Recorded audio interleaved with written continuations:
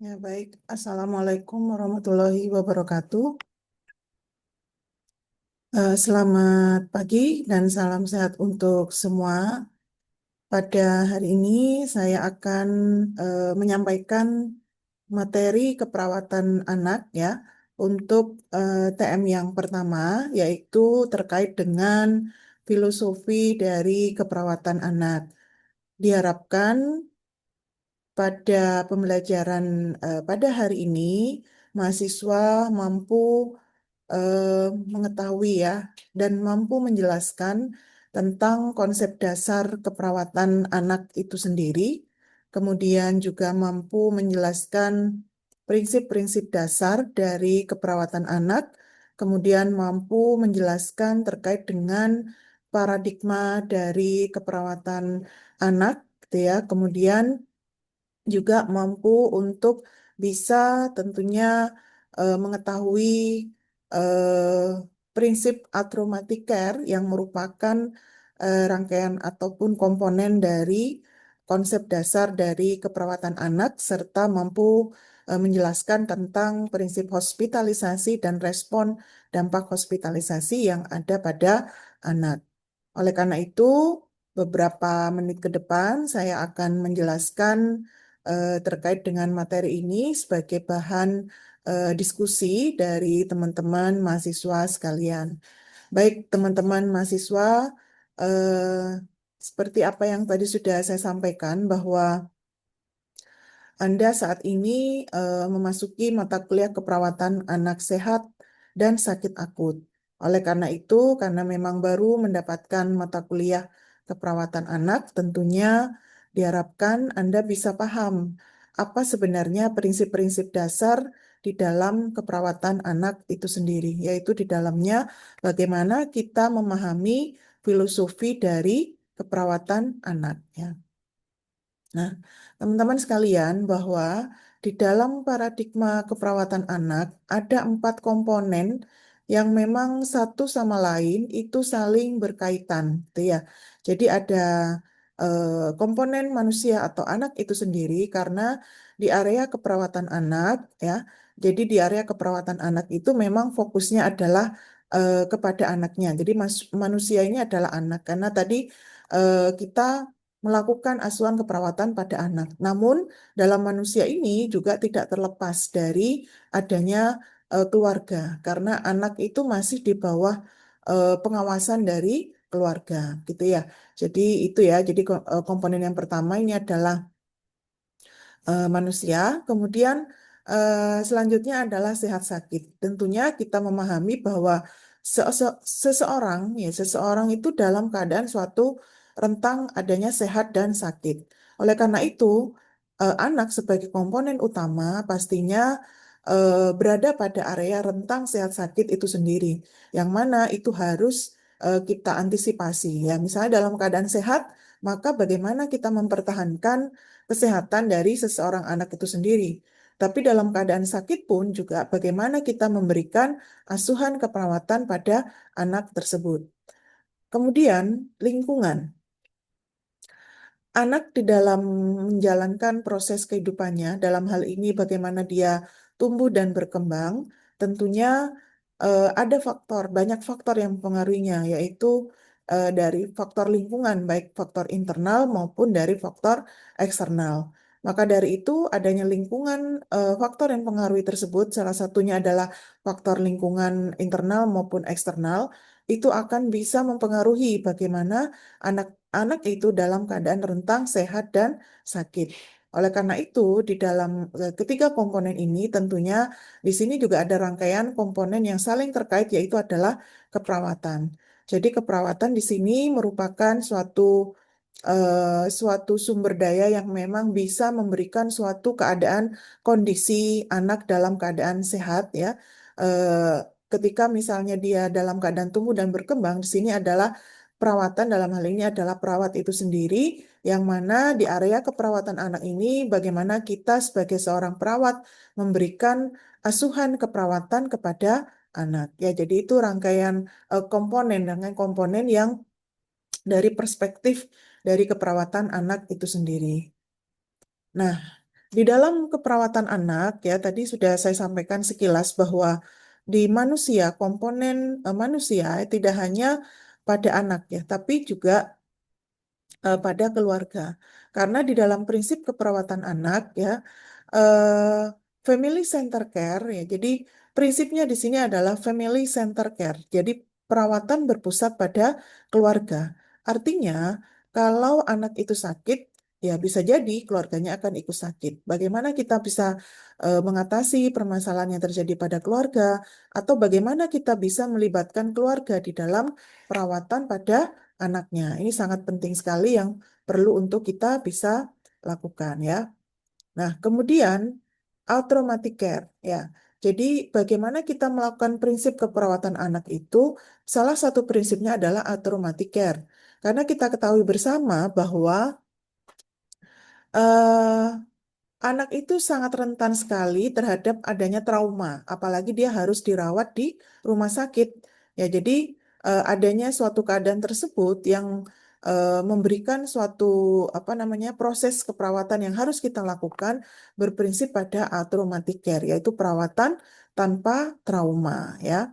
Nah, kemudian prinsip perawatan anak yang lain adalah kita harus memahami bahwa anak itu bukan miniatur orang dewasa, ya. Jadi kita menghadapi anak-anak itu jangan berpikir bahwa ya itu adalah manusia yang kecil gitu ya. Tidak seperti itu karena secara kognitif saja anak itu berbeda gitu ya. Jadi secara kognitif eh, dengan orang dewasa anak itu berbeda. Di anak-anak pun kita tahu bahwa ada 5 rentang usia dari anak. Kognitifnya pun juga berbeda-beda. Jadi bagaimana kita melakukan proses keperawatan sesuai dengan tingkat kognitif perkembangan kognitif yang ada pada masing-masing rentang usia tersebut ya. Nah, ini berbeda dengan orang dewasa. Pada anak-anak, dia punya hak untuk tumbuh dan berkembang. Oleh karena itu, mereka harus apa namanya mereka harus eh, kita kita dalam hal ini adalah perawat harus paham terhadap apa yang harus dipenuhi terkait dengan bagaimana anak itu tumbuh dan berkembangnya begitu ya. Kemudian orientasinya yaitu pencegahan ya artinya tadi karena dalam keadaan rentang sehat sakit tersebut diharapkan ketika anak itu dalam keadaan sehat jadi bagaimana kita berupaya untuk melakukan prevensi ya. Salah satunya nanti ada upaya prevensi itu dengan upaya prevensi, promosi misalnya ya, misalnya pemberian imunisasi ya untuk mencegah penyakit yang dapat dicegah dengan imunisasi. Misalnya melakukan screening untuk tumbuh kembang dengan harapan tidak terjadi adanya keterlambatan pertumbuhan dan perkembangan. Nah, fokus di dalam perawatan anak itu sendiri adalah kesejahteraan anak ya. Jadi adanya well-being ya. Jadi kesejahteraan anak sehingga kita sebagai seorang perawat bertanggung jawab untuk memberikan perawatan secara komprehensif. Ya, sehingga tidak tadi dalam keadaan sehat, ya kita perlu untuk memberikan perawatan, proses keperawatan, kemudian dalam keadaan sakit, itu juga perlu untuk memberikan proses keperawatannya. Nah, prinsip perawatan anak di sini adalah cakupan ya. Jadi cakupannya adalah anak dan keluarga untuk mencegah, mengkaji, mengintervensi dan meningkatkan kesejahteraan hidup sesuai dengan aspek etik, legal, peka budaya. Jadi artinya bagaimana kita melibatkan keluarga untuk bisa meningkatkan kesejahteraan anak itu sendiri, baik itu dalam keadaan sehat maupun dalam keadaan sakit. Sehingga tercipta adanya kematangan ya. Jadi maturasi yang sehat. Jadi kematangan bagi anak ataupun nanti anak ini bisa menjalankan proses kehidupannya, yaitu sebagai manusia ataupun sebagai makhluk yang biopsikososio-spiritualnya terjaga ataupun dalam keadaan sehat, gitu ya. Jadi itu yang perlu dipersiapkan ketika kita memberikan perawatan pada anak itu sendiri. Nah, fokusnya di sini memang bagaimana kita mempelajari, mengkaji terkait dengan tumbuh kembang dari seseorang anak. Oleh karena itu, kita harus memahami tumbuh dan berkembang dari seseorang anak setiap tahapan usianya. Karena kalau kita tidak paham, kita tidak tahu standarnya seperti apa, kemudian abnormalnya bagaimana, begitu ya, sehingga kita nggak cocok nantinya dalam memberikan intervensi keperawatan ya. Nah, kemudian, teman-teman sekalian, bahwa di dalam prinsip family center care, ya tadi saya sudah sampaikan bahwa perawatan anak itu berpusat pada keluarga, ya. Jadi family center care itu memperkenalkan keluarga sebagai suatu yang konstan dan seorang individu yang mendukung, menghargai, meningkatkan kekuatan dan kompetensi memberikan asuhan terhadap anak. Jadi artinya bahwa di dalam kita memberikan asuhan keperawatan pada anak, tentunya itu harus sesuai begitu ya. Jadi harus melibatkan keluarga untuk bisa memberikan perawatan juga pada anaknya. Karena ya tadi, karena anak itu kan masih di bawah pengawasan keluarga, masih di bawah pengambilan keputusannya juga pada keluarga, pasti kita harus melibatkan keluarga di dalam memberikan perawatan pada anak. Dua prinsip dalam family center care yaitu enabling sama empowering. Ya, jadi kalau enabling di sini adalah bagaimana kita bisa memberikan kesempatan atau memberikan fasilitasi kepada keluarga untuk dia mampu secara kompetensi di dalam memberikan perawatan pada anaknya atau dalam memenuhi kebutuhan anak dan keluarga. Jadi kita fasilitasi. Contohnya misalnya ketika kita memberikan perawatan pada anak demam misalnya ya. Jadi kita perlu melibatkan keluarga. Tapi kita tidak langsung, ibu nanti ukur ya suhunya putranya. Tidak seperti itu juga. Tapi kita perlu untuk mengkaji dulu, memfasilitasi dulu. Kalau kita kaji ternyata orang tuanya belum mampu untuk melakukan pengukuran suhu secara berkala, maka kita perlu untuk memfasilitasi, kita ajarkan kepada orang tua untuk bisa bagaimana caranya melakukan pengukuran suhu tersebut. Setelah kita berikan kita informasikan, kita fasilitasi, orang tua nanti artinya mampu nantinya ya. Harapannya adalah mampu untuk bisa melakukan tindakan tersebut. Nanti kita evaluasi. Nah, bagaimana dia mampu kita fasilitasi dan akhirnya dia tadi kita lakukan empowering ya, berikan kekuatan, berikan waktu unjuk unjuk kompetensi lah artinya. Tapi di dalam batas tindakan-tindakan yang tidak invasif begitu ya. Jadi tidak semua tindakan kita berikan, kita minta orang tua untuk melakukan, tidak. Kita tidak mungkin meminta orang tua silakan ibu suntik ya. Ibu tuh sudah tahu nggak caranya menyuntik anaknya. Kecuali kalau memang itu adalah injeksi untuk insulin, bisa memang diajarkan kepada orang tua ya. Jadi empowering ini adalah interaksi perawat dengan keluarga, sehingga keluarga mendapatkan perasaan kendali. Artinya keluarga itu mempunyai kekuatan dan mempunyai keberdayaan untuk bisa memberikan perawatan pada anaknya. Karena apa? Karena kita sudah fasilitasi. Ya, contohnya seperti mengukur suhu, ya masih banyak tindakan yang lain yang bisa kita edukasi kepada orang tua untuk misalnya nafas nafas dalam, misalnya kita bisa untuk mengajarkan kapan waktunya untuk mengajarkan batu efektif misalnya ya. Jadi itu yang bisa kita. Jadi dua prinsip inilah yang menjadi prinsip utama di dalam family center care yaitu enabling dan empowering. Nah, pendekatan family center care tadi ya melibatkan pada keluarga dan juga tentunya ini memberikan dukungan emosional ya. Artinya memberikan dukungan emosional dan psikologis kepada anak dan keluarga karena pasti sangat penting. Empati juga sangat penting untuk bisa diterapkan ya. Artinya karena di dalam keperawatan anak itu tadi family center care, anak yang sakit, keluarga juga ikut sakit ya. Jadi kita memberikan dukungan secara emosional, apa yang dibutuhkan oleh orang tua untuk bisa memberikan perawatan yang optimal kepada anaknya. Nah, teman-teman semua mahasiswa ya, jadi prinsip dari keperawatan anak yang lain yaitu tadi di awal sudah saya sampaikan selain family center care yaitu adalah altraumatic care ya. Jadi altraumatic care di sini eh, prinsip meminimalkan adanya bahaya ya. Jadi tidak menimbulkan trauma dan tidak menimbulkan bahaya pada diri seseorang anak ya.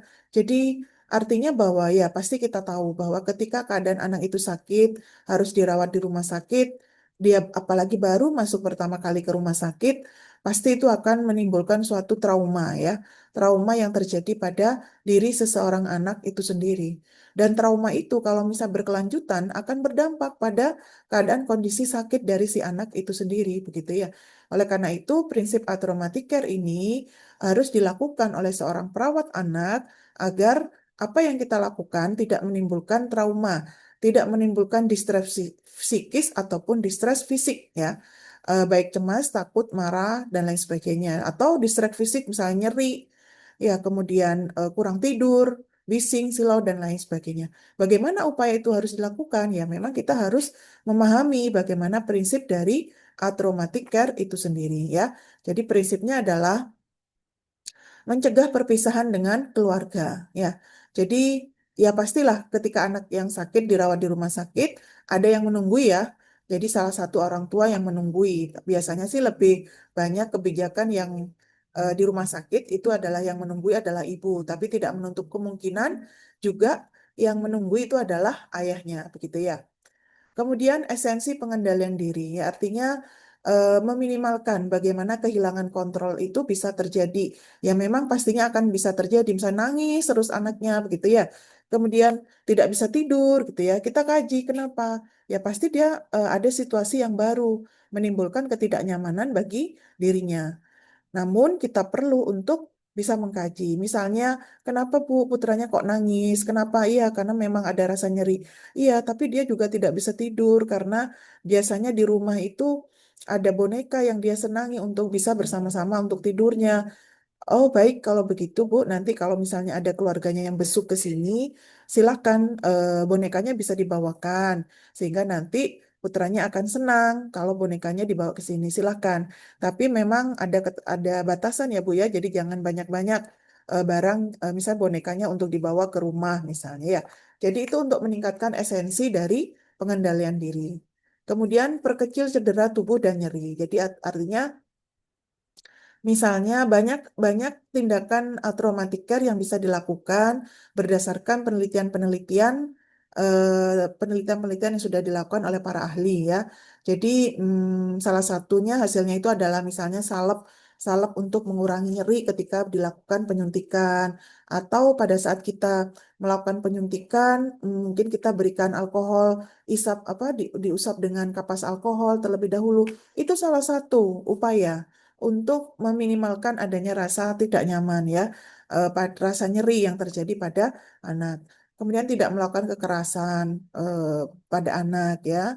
Modifikasi lingkungan ini sangat banyak sudah ya. Jadi di ruangan-ruangan itu sudah ada banyak gambar-gambar, khususnya ruangan anak ya. Sudah ada banyak gambar yang mungkin itu memberikan suatu perasaan yang senang ya pada diri seseorang anak bahwa oh ada gambar, oh ada bisa main ini, ada pojok bermain misalnya. Itu yang modifikasi dari lingkungan yang ada di rumah ya. Ya, lanjut kita ke peran perawat ya. Jadi peran perawat dalam keperawatan anak sebenarnya sama. Prinsip dari peran advokator, peran peran care provider, kemudian konselor gitu ya, researcher itu sama perannya secara umum.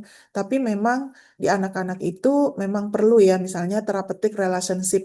Jadi kita perlu untuk menjalin hubungan yang terapeutik yang sesuai dengan keadaan karakteristik perkembangan dari seseorang anak itu sendiri. Ya, kemudian kalau yang lain ini sama seperti ketika kita menjalankan peran kita sebagai seorang perawat ya.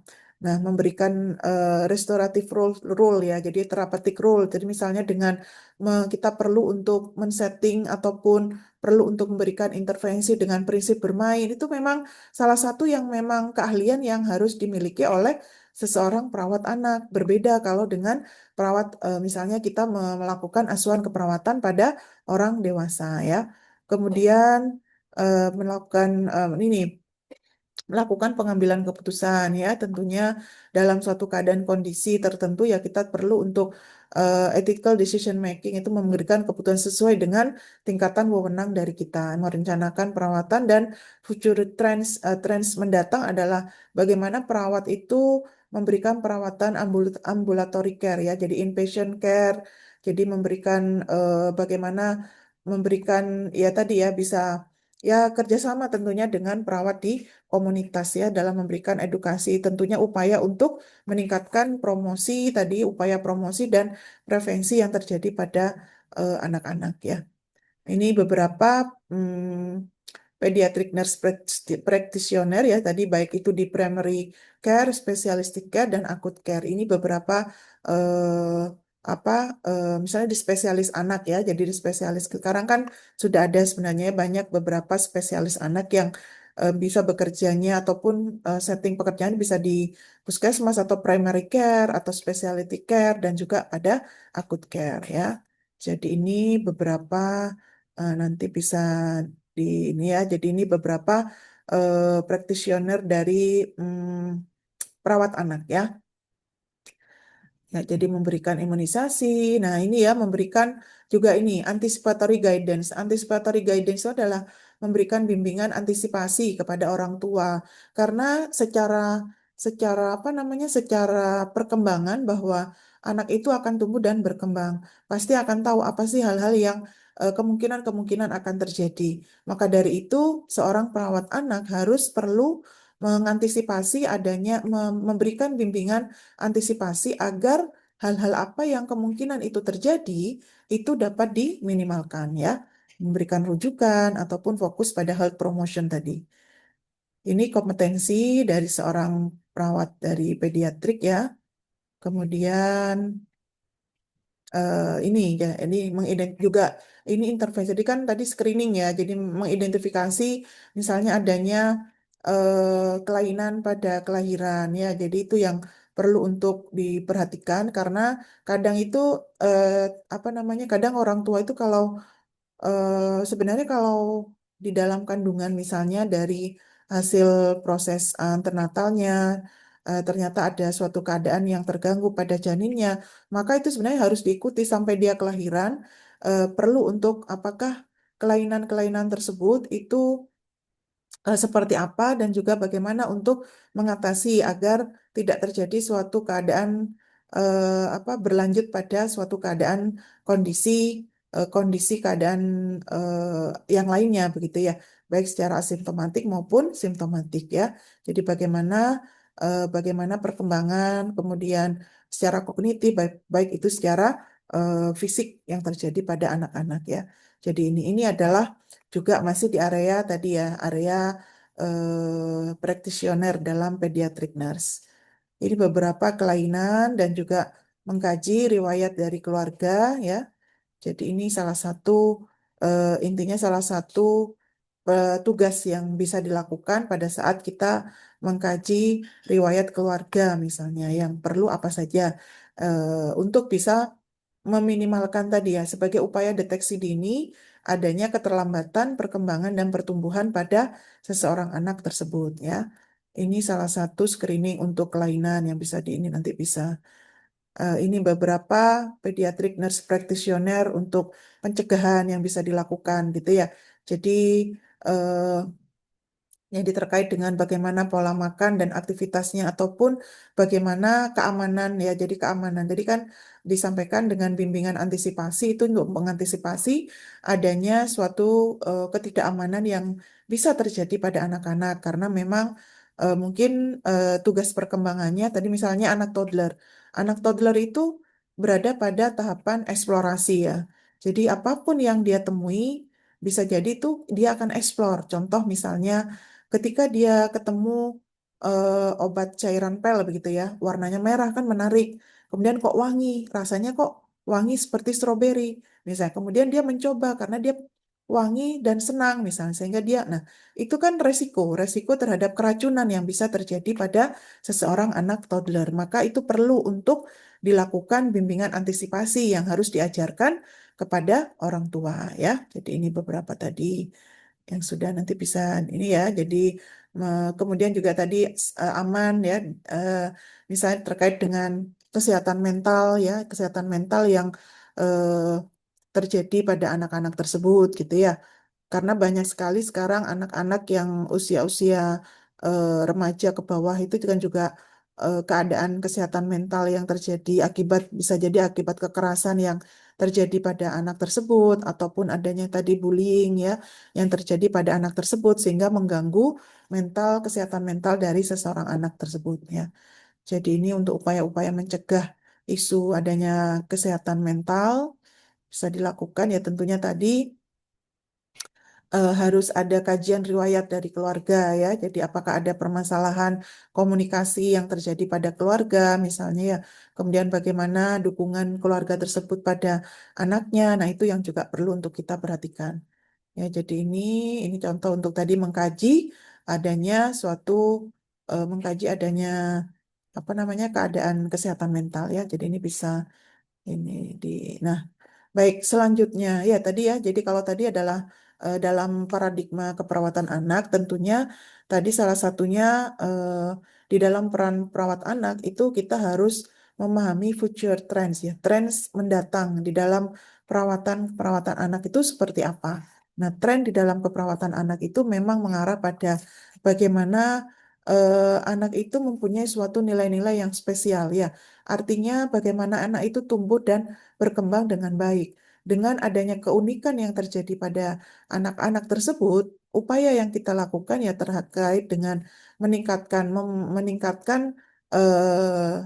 meningkatkan tumbuh dan berkembang seseorang anak.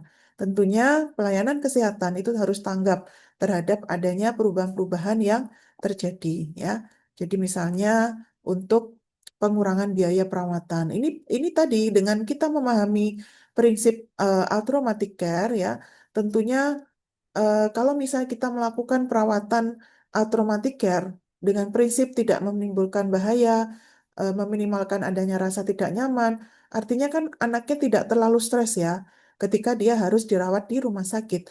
Kalau dia tidak terlalu stres, maka apa namanya ya hormon-hormon untuk ketenangan itu akan muncul ya. Akhirnya bisa dapat menstimulasi dan meningkatkan proses penyembuhan dan itu akan mengurangi biaya perawatan ya. Jadi itu yang perlu untuk kita perhatikan. Kemudian upaya pencegahan preventif dengan memberikan imunisasi, upaya untuk edukasi begitu ya. Kemudian perawatan yang komprehensif, kemudian quality of life issue ya. Jadi bagaimana kualitas hidup seseorang anak. Karena kita tahu bahwa pemerintah mengharapkan juga bahwa di 2045 sebagai generasi Indonesia emas ya, artinya ya kita harus di dalam pada saat ini harus menyiapkan generasi emas yang nantinya juga dari generasi emas itu juga harus diperhatikan kualitas hidup dari seseorang anak itu yang bagaimana yang harus seharusnya begitu ya sehingga nanti di 2045 itu akan tercipta generasi emas tersebut. Kemudian perhatian terhadap ancaman dunia. Nah, tentunya ya tadi misalnya suatu keadaan force major yang terjadi bencana ya ataupun suatu keadaan-keadaan ancam itu juga harus diperhatikan. Jangan sampai itu akan mengganggu tumbuh dan berkembang dari seseorang anak. Dan tentunya tadi perbedaan keunikan dari anak dan keluarga dan bagaimana melindungi hak-hak dari seseorang anak itu sendiri ya. Jadi pemberian berkualitas tadi meningkatkan angka kesembuhan sehingga cost efektif ya sehingga menimbulkan juga meminimalkan dampak hospitalisasi. Tadi adanya anticipatory guidance yang sudah kita sampaikan tadi, banyak hal yang bisa kita lakukan di dalam memberikan bimbingan antisipasi ya sesuai dengan tahapan usia dari seseorang anak itu sendiri.